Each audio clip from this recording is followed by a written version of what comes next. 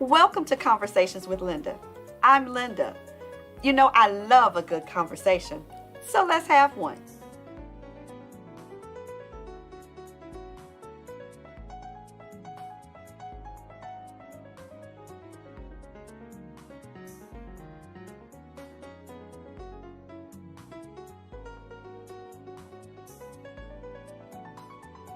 Now, before we have a conversation, I want to give you a dose of some good medicine. You do know that laughter is good medicine for the soul. Sam died and left $50,000 in his will for an elaborate funeral.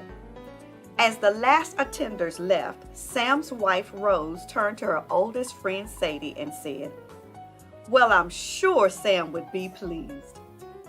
"I'm sure you're right," replied Sadie, who then leaned in close and lowered her voice in a whisper. "Tell me, how much did it really cost?" "All of it," Rose said. $50,000. "No," Sadie exclaimed. "I mean, it was a very nice funeral, but $50,000? Rose nodded. "The funeral was $6,500, and then I donated $500 to the church for the pre-services. The food and drinks were another $500, and the rest went towards the memorial stone." Sadie computed that, and she said, $42,000 for a memorial stone? Exactly how big is it? And Rose said, 7.5 carats. That was good. That was good. Come on now, let's have a conversation. Well, I am so delighted to have with me as my special guest, and I mean, he's really special, my husband of 35 years, Bishop Kevin Willis Sr. Welcome to the show, babe. Thank you for having me on. I'm glad to be a part of conversations. You know, I've been just looking forward to having you on air with me. You let me crash your show all the time. Yeah, that's kind of why I'm glad to be here. I figured that you have crashed my show on Wednesday so many times that I need to come and pay you back. So I am glad to be here to just kind of see what's going on and participate in it. Yeah, my honey has a show every Wednesday at 7 in the morning. It's called Wednesdays in the Word. So make sure you tune in to newlifeofmemphis.org. Catch him on Facebook. And yeah, I'll crash the party. Amazing. All right. So we're celebrating 35 years of marriage. And let's just have a conversation. All right, let's talk about it. Tell us about the first time you saw Bishop. What was your first impression? You know, the first time that I saw you, it was in Sunday school at church. Yes.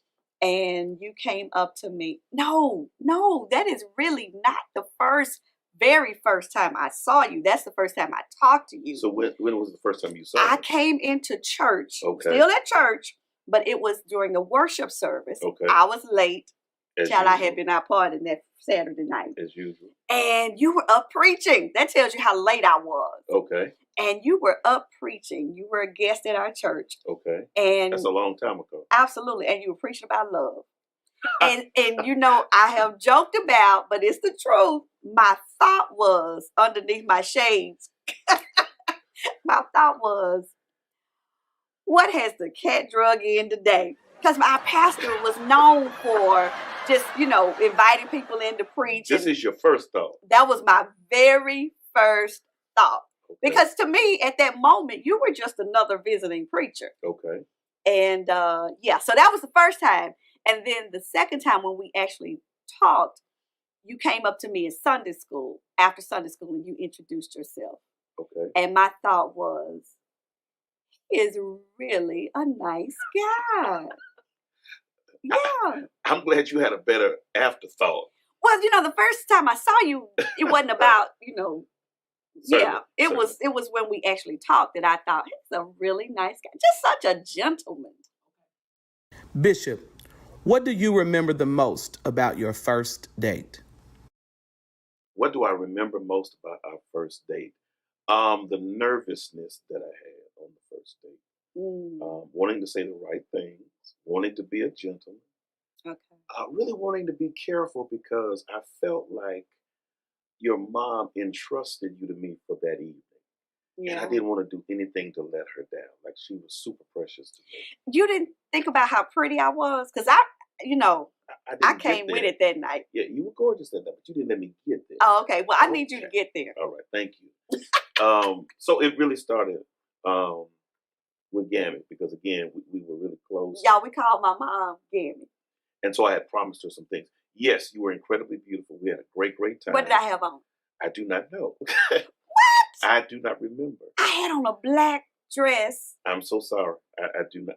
First of all, I'm 59 years old, and we've had so many But wonderful that was times. the first time you took me I out. understand, but I don't remember. Well, now I got to think about. I do remember. Did I wear that black dress? Wait a minute. See, you might have had the wrong person. That may really be good. What I really remember is when we went to the church dinner for the leaders, and you had on a dress, white and black. I'll never forget that. So yeah, I remember that.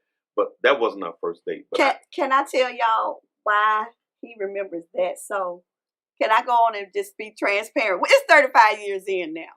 I don't know what you're getting ready to say, but okay. What is that? Listen.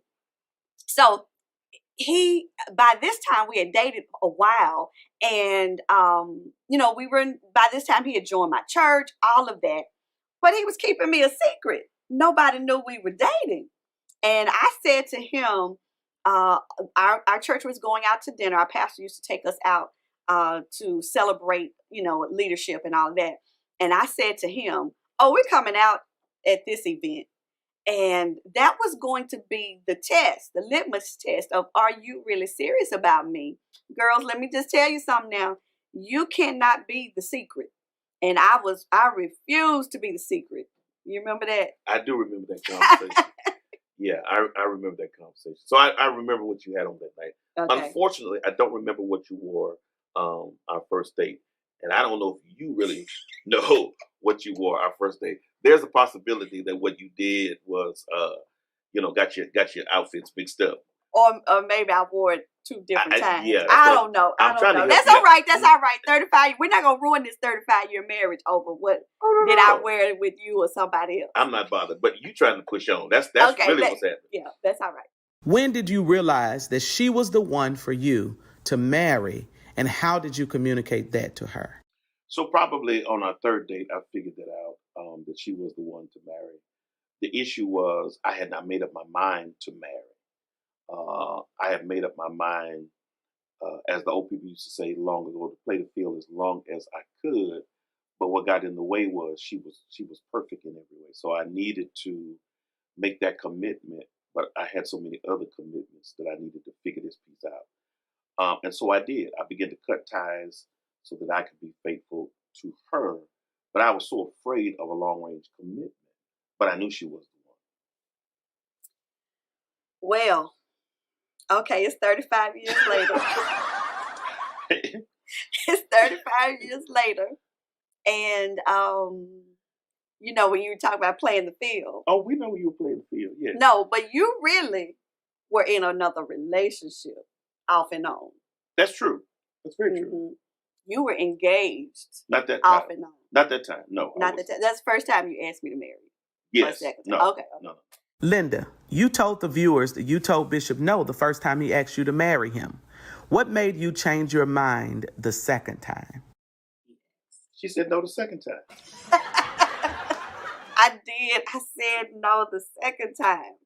No, she said no several times. Okay, but third time I said yes. Are you sure it was the third time? It was the third time. And you were preaching already. You had come to Dallas to go to Bishop College. And my understanding of being a pastor, because that was your ambition, was that pastors, lived off the church, right? And I couldn't see my life, because I asked you, what are you going to do as an occupation? What is your career going to be? And you said, I'm a pastor. Certainly. I could not fathom, my life being dependent upon a church. So we came from two totally different worlds. Absolutely. So, your mom, bless her heart, was very industrious and was strong in terms of having a great work ethic. Mm-hmm. In in my life, having a dad who was a great pastor and then another stepfather Sure. who was also a pastor, I saw church differently. Mm-hmm. And it was easy for me to see church and pastoring, Right. yeah, as an occupation. And I didn't have that orientation. No. And really, I was surprised by that because I thought that you would have gotten that from Pastor Jones because y'all were so close. But we didn't know his private life. We didn't know, Gotcha. and I just didn't know how all of that worked. You know, just the inner workings of ministry Certainly. as it relates to the pastoralship piece. Certainly. So I could not. I was a corporate girl. Yeah, and I couldn't- understood that because yeah. you kept thinking, okay, he's going to have another job, and I'm like, pastoring is a full time. And I did not get Yeah. that concept.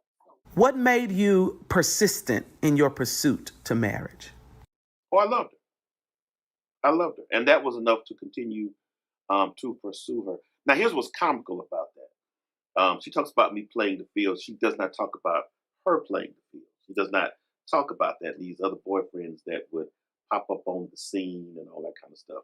Although they did not pop up on my scene, they were visible on her scene, and she was trying to be creative in how she handled all of that. So I would not be aware of it. I was fully aware of some things, not all things, but it was not a difficult issue because we both were so young. Yeah. And we were trying to make decisions about the rest of our lives, but from a very young place. So I wasn't upset about it. I don't think she was upset about it. But there did come a point at which there needed to be some stability. And I think that's what happened. So that's how we got to a third time. After 2 other times, she said no, because she wasn't ready. What were your non-negotiables for your marriage? Real easy stuff. The way we talked to one another. The way we treated one another. Language was powerful in terms of communication with one another. The optimum thing for the both of us was the agreement to allow each other to grow. Mm-hmm. And that has worked down through the years. So let me unpack that language and all that. So we agreed that we would just never, call each other out our names, all that, no matter how mad we got. Mm-hmm. We had those boundaries that we would not cross so that our respect and dignity could be maintained. So, but the other thing is we set boundaries for how late you could come home at night. So neither one of us struggled with, it's 2:00 in the morning and he's not home. We said that from the beginning. And so respect and dignity was maintained because those were non-negotiables. What qualities did you see in him that made you say he would be a good husband for me for the rest of my life? Yeah, I want to hear that one. When I think back, you were always such a gentleman. And I'm not just talking about gentleman in the sense of opening my door and all that. And you did, because I remember one lady at our church said, he's going to stop doing that after you all got married. You never did. I mean, you're still a perfect gentleman. But when I say gentleman, I mean, you can separate that word, gentleman. You were such a gentle person with me. Very kind, very compassionate. Even on those off periods when we would break up, we were always still the best of friends. And could make each other laugh like crazy. Could make each other laugh. And I recognize the goodness of you as a person. So beyond, how much money you would ever make, beyond what kind of education you would pursue past your undergrad, you were just a good person. And for me, that meant something. I felt like I could trust you. I felt like I like you. I'm glad. I really did like you. I mean, we all meet people that we feel are attractive, and certainly we were attracted to one another. We meet people that we think, they got so much potential, and they're gonna make so much money and all that.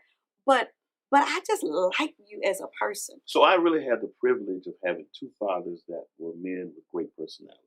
Mm-hmm. And I really think that in one way I was the beneficiary of both of those precious men into my life, because both of them had that personality, very kind, very gentle, very warm-spirited. very easygoing. Easygoing. That's a good one. Yeah. And you're still that way. It's just not hard to love you. Now, it might be a little hard to love me, but it is not hard to love you, Kevin Willis. How do you manage in some of the toughest moments in your marriage? So the two gentlemen that I just spoke of, my dad and my stepfather, long gone to heaven, still participate in how I manage conflict and difficulty. Because they taught me how to be very diplomatic. And so when I approach situations, I don't approach them from a position of anger. I approach them from a position of, well, how do you work through this? Mm-hmm. And I want to be honest enough to say that with other people, temperament and all of that can sometimes be difficult, but not necessarily with her, because what I'm trying to do is solve a problem with her, whether we're talking about an argument or something that we got to contend with as a couple, or something that we just disagree on personally. And we have, disagreements. And look, all the time, no, we have we have differences of opinion. Listen, you can't pastor the way we pastor, Yeah. and not have disagreements and differences of opinion. It happens. The cool thing is working past the differences to come to some form of agreement. And I think that's one of the things that has held us in place. We have a binding agreement in terms of things we're going to do and things we're not going to do. And those things are never violated. We don't impede on that. Each of you, tell me one value that the other person has that works for this relationship. You mentioned it. You said you're diplomatic. Diplomacy makes this relationship work. Your diplomacy, because I'm very passionate. Really. I can be a fireball, and you're so diplomatic, and it brings me to a place of calm. That when I'm about to be a firecracker, not with you, but just with a situation with other people, Certainly. you are always the calm in my storm. So my word would probably be strength. And let me just kind of put some information to that. For strength, she needed to be, for our relationship, a strong person. One, because we were headed in the direction of church life. And I want to be real honest and transparent about that. People in church are just kind of crazy, messy, goofy, and all that kind of stuff. Treacherous, Yeah, all of that. we were a young couple, so she needed to be strong. So, to make a long story short, I never wanted her to fall under the expectations of a pastor's wife, the singing, the looking, all that kind of stuff. I wanted her to be free to be whoever she wanted to be. Like, I don't need you wearing hats or anything with you. I just need you to be yourself. And herself, the self that I'm talking about, is a strong person. So that was going to be an incredible asset to me, because in what we do, if she's weak, that makes it hard for me. Guess what? I have a YouTube channel now. Linda Willis Empowers is my new channel. I would love to have you subscribe, hang out with me on YouTube. Listen, you got to click that little bell, and I'll also give you notification when I'm updating some new stuff. There's some juicy behind the scenes stuff that I know you're going to just love. Remember, Linda Willis Empowers, YouTube.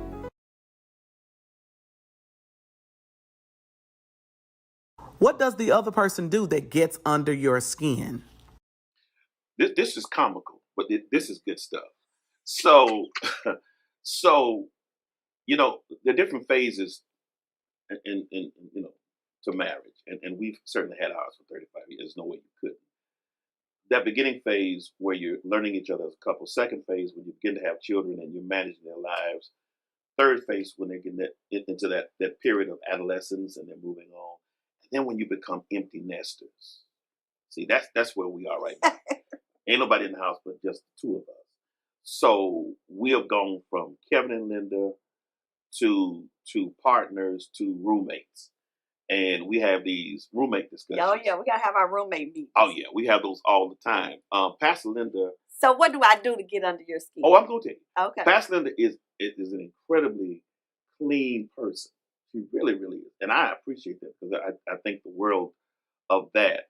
The comical thing is, as it relates to getting under my skin, it is that she will leave stuff everywhere, and then blame it on me. And Like what? What are you she talking leaves stuff all over the place, and forgets that she leaves it, and will call me to a roommate meeting and say, "A roommate, you need to do X, Y, Z." Now, as I slide out of that, let me just throw this into that equation. Um, the cleanest person that you could ever meet, the worst bed maker upper you will ever run into. But that's because you in the military. That's because you're in the military and you know how to make a square. The covers don't match. The quilt is going to be in one direction and the sheet in another. The people's taught you how to make up a bed. Listen, it has nothing to do with the military. It has everything to do with balance. When you get out of the bed, make up the bed, and everything is turned in a funny direction, and you look back at the bed, something inside of you ought to say, I'm going to get back into that later. And I kind of want it to look right when I come back to it. Okay, so one of the things that he does to get under my skin is when we go to bed at night, he puts the remote control on his side. Instead of putting the remote in the middle of the bed so that both of us have access to it, because I may wake up in the middle of the night and want to watch television, right? He puts it over on his bed, on his side. And either I got to wake him up to get the remote or I got to walk around. And I'm like, I tell you this like every other night, put the remote in the middle of the bed. That's just one thing. So first of all, she hides the remote. No, I put it in the middle of the bed. She hides the remote, puts her arm on top of the remote, and then falls asleep on top of the remote. So you walk around. No, that's what I do. I know. No, I have to walk around. I have to walk around. Okay. We're just going to agree to disagree. Okay. So the remote gets under both of our skin. It's basically, okay. What is your secret for withstanding marriage for 35 years? So I can speak to what I think the secret is. And that is, I think, for any marriage. And I think it's selflessness. Not being consumed with self. I think selfishness kills marriages, not communication, not finances. It's being selfish, because when you're selfish, you're going to be selfish in the finances. You're going to be selfish, with putting yourself first, whether it's I want some outside person or any of that. So I think selflessness has been the benefit, that he looks out for me and I look out for him. And so we got each other. There's no void, because we're both looking out for one another. I agree with that 1,000%. I think that's what it's all about. You get in marriage to a place where it's not about the looks. It's not about any of those other things. It's about your commitment and being steadfast in it. And that's kind of what you walk in. And it's the thing that either sustains you or tears you completely up. How much has communication helped to shape the relationship?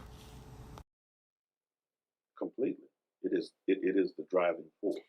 We're both very verbal people. Yeah. Now, let me say that the older you get, the more you have your quiet, what I call checkout times, where you just get quiet.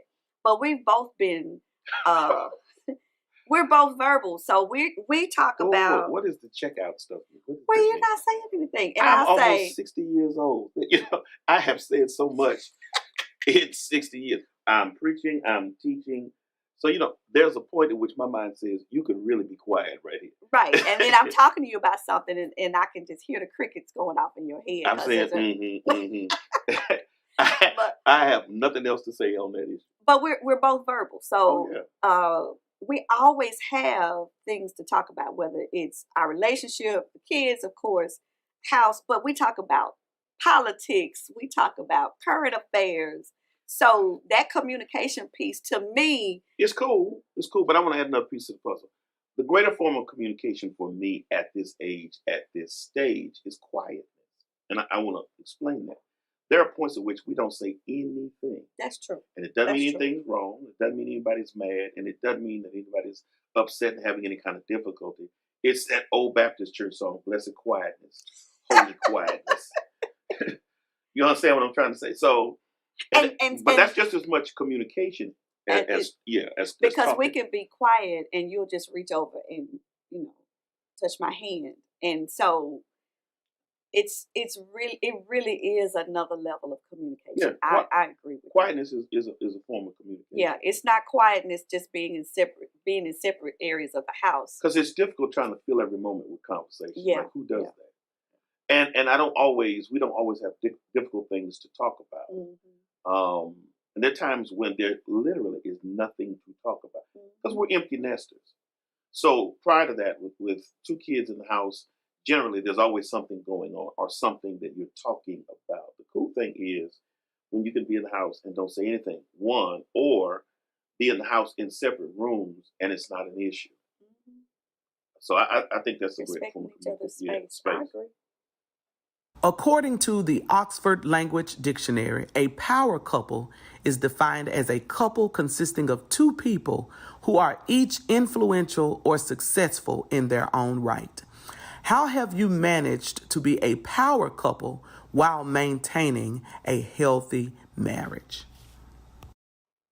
So we've been tagged as a power couple. We've never tagged ourselves as a power couple. And I think that's, to be quite honest with you, the phrase that people have used to describe our relationship. We've never done that. Years ago, it was just Kevin and Linda. Believe it or not, after all these years, it's still just kind of Kevin and Linda.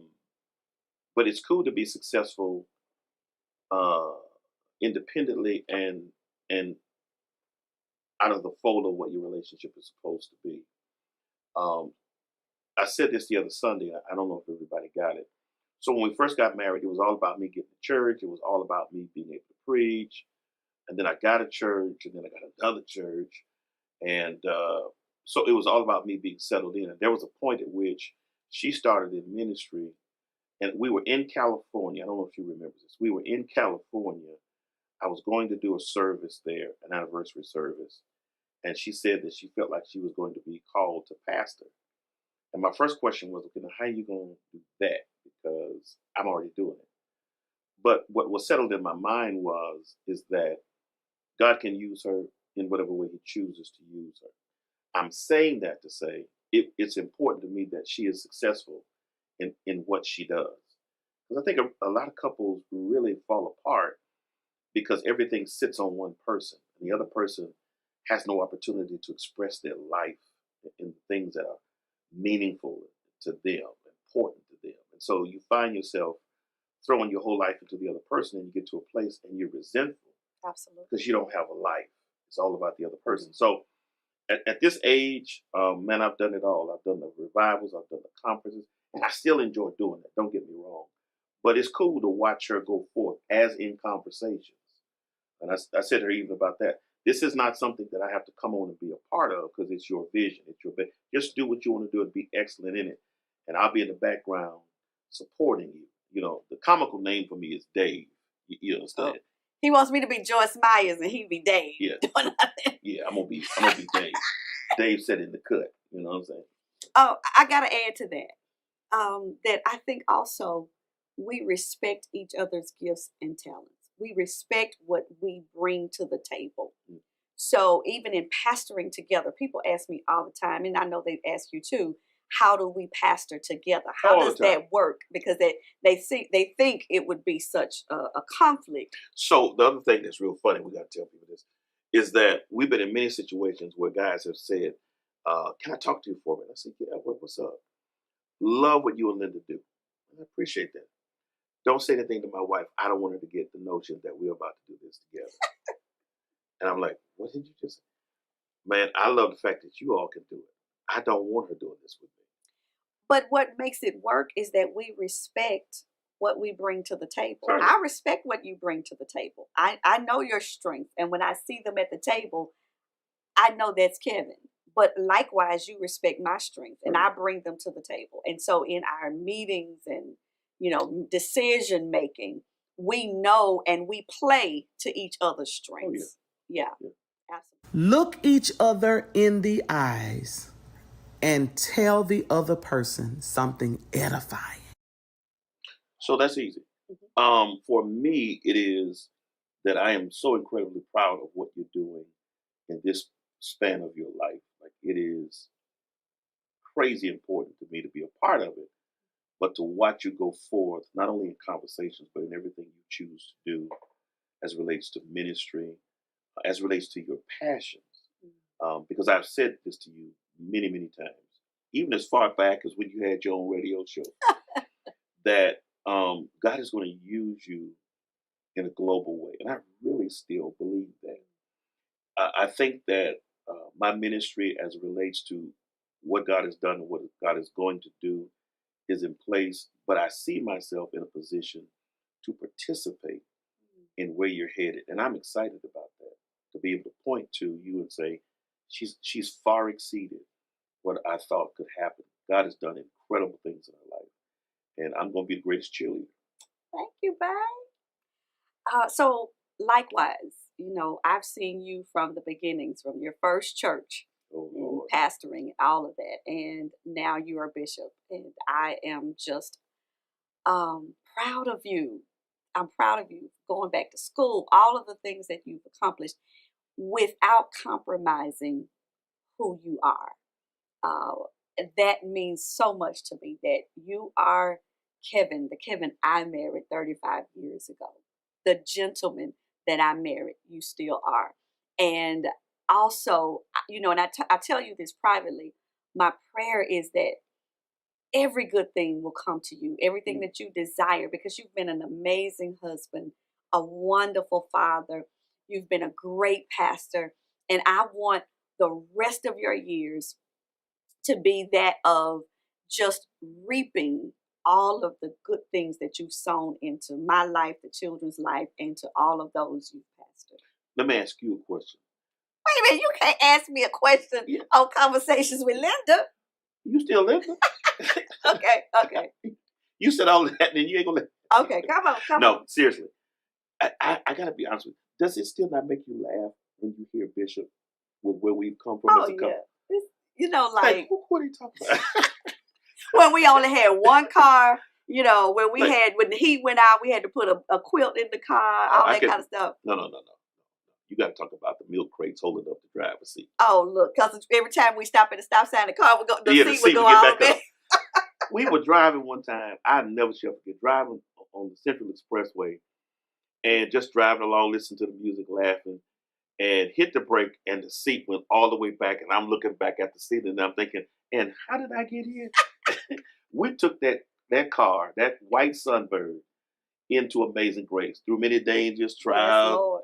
toils, and snares. Yeah. That car saw it all. But sometimes when people call me Bishop, I almost want to turn around and look as if they're talking to somebody else, because that did come without compromise. That was not something we were expecting to come into our lives.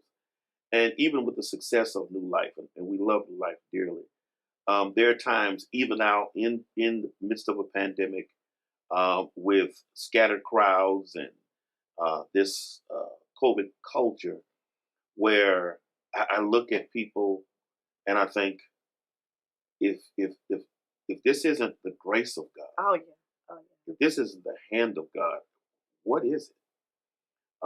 There are things that I have the opportunity to experience, and even at this age, at this point, it brings me to tears, because I'm thinking, I never imagined, not just 35 years ago, but 50 years ago, I never imagined that I would have these kinds of opportunities.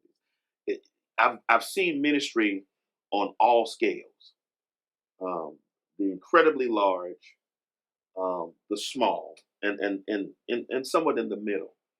And to have the opportunity beyond what I've seen to share in ministry in such a fulfilling way is very humbling for me. And to have that opportunity with her, because we started out as a great couple, but we started out very broke. Oh yeah, To say the least. We started out very broke. 2 weeks after we got married, I lost my job. No. 1 week. 1 week. Yeah. 4 or 5 days after. Yeah, lost my All job. right. And had been heavily recruited by two major companies. Turned down one because they wanted me to move, and stayed with the other. And because of a union strike, last hired, first fired, and I lost my job. I'm going to ask you a few questions. They are quick and short answers.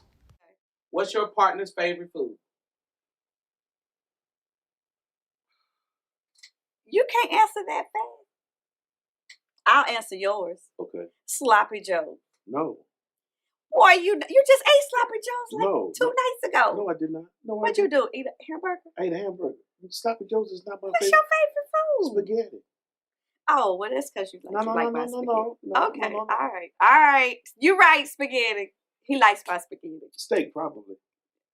Yeah, I love a good steak. Who is the better cook? He is. Although I've been cooking here lately. He is a really good. That ninja, he's dangerous. I've become a short order cook, as you all well know from the after show where y'all eating my wings. Yes. Yeah, he's dangerous on that ninja food grid. Y'all swallowed my wings. Who is the better driver? Oh, he is. Yeah, I am. Who is more artistic? Not autistic. Artistic. Probably her. I am. Probably her. Who is more outgoing? She is. Yeah. What is your partner's hidden talent?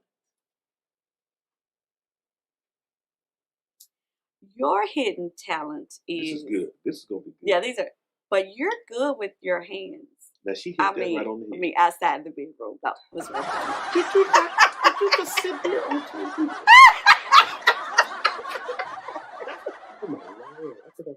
But no, you're great. People wouldn't think you're a great handyman. Yeah, I'm a mechanic. You know, Yeah, I'm a mechanic. What is her hidden talent? She is and people really don't know this. She could actually go into business as an interior decorator. She really could. She'd be great at it. Today's Ask Linda question is from a viewer from Fort Worth, Texas. She says, my daughter is 14 and whew, it is tough. Advice needed on parenting a teenage daughter. How do I deal with attitudes, thinking she knows it all, and the disrespect while maintaining a positive relationship with her?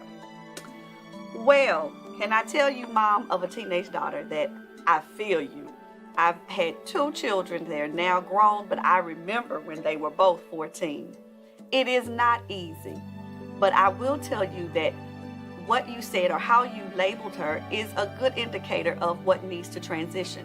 That she's your teenage daughter. She's no longer the toddler. She's no longer just an adolescent. She's a teenager, and she is in a season of her life where she is discovering her own thoughts about things, her own opinions, her own feelings. And so this is a season of transition. And if you remember that, you'll know that it's not personal towards you as much as it is a part of her human development.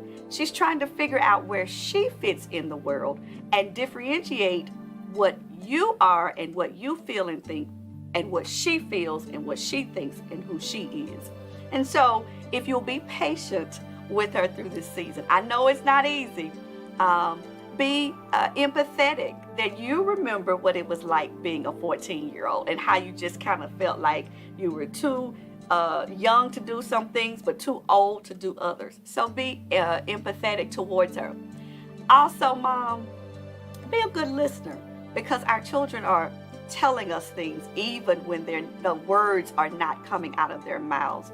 They are telling us in the way that they look, their facial expressions, in the way when they get quiet. They're giving us communication, and we need to take it as such. The other thing that I would share with you is to take a deep breath. You're going to get through this, but sometimes you just got to take a time out. It's not about her. You know, when our children are toddlers, we tell them they need a time out. When they're teenagers, we need a time out. It's okay to, stop a conversation, put it on pause, and say we'll come back to it, and you take a break for yourself. Attitude, it comes with the territory, but you can keep a good attitude. You can stay positive. You can stay hopeful, knowing that she's going to get through this phase. Because what you're doing when you stay positive, when you keep a good attitude, you're modeling for her what a good attitude looks like. Mom, can I also tell you that you want a win-win, not where you're always winning and she's always losing. It's always your way and not any of her way. Look for those opportunities to create a win-win. You win and she wins. It's called compromise. Well, I hope this advice has helped you, beloved, and I pray that God will bless you on your journey through life. If you have a question for Linda, submit it online at lindawillisempowers.org.